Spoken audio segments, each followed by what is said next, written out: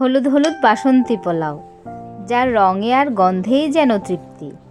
Hello everyone, আজকে পাঁচফোড়ে রান্নাঘরে ছিল বাসন্তী পোলাও, যার রঙে আর গন্ধেই যেন পেটখানা ভরে যায়।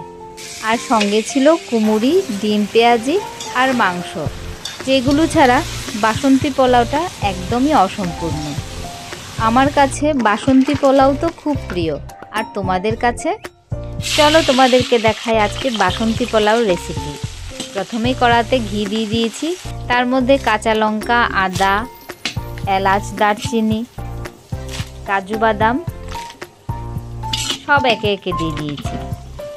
তারপর ভালো করে ভেজে এর মধ্যে দিয়ে দিয়েছি গোবিন্দভোগ চাল, যা আমি আগে থেকেই ধুয়ে শুকিয়ে নিয়েছি।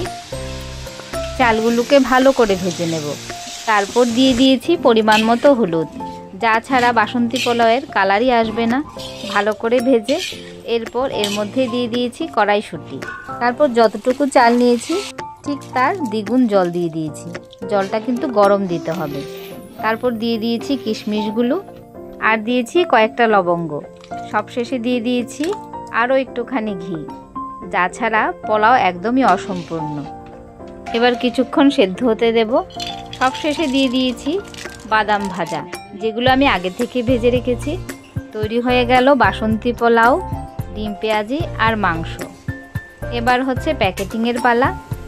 আজকের অর্ডারে মোট প্যাকেট ছিল 25টি, আর আজকের অর্ডারটা এসছে মতাই আইএস অফিস থেকে। অর্ডারটা গেছে ঠিক দুপুর 1:30টায়। একদম 1:30টার মধ্যেই অর্ডারটা ডেলিভারি দিয়ে দিয়েছে। কয়েকদিন ধরে শুধু বাসন্তী পোলাওরই অর্ডার পাচ্ছি। যখন বাসন্তী পোলাওর অর্ডার আসে, দেখা যায় যে কিছুদিন বাসন্তী পোলাওরই অর্ডার পড়ছে।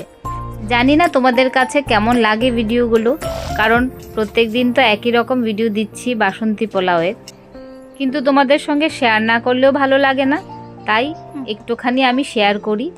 কেমন লাগলো আজকের ভিডিওটা আমাকে নিশ্চয়ই জানিও, আর বাসন্তী পোলাওটাও কেমন হয়েছে নিশ্চয়ই আমাকে জানিও।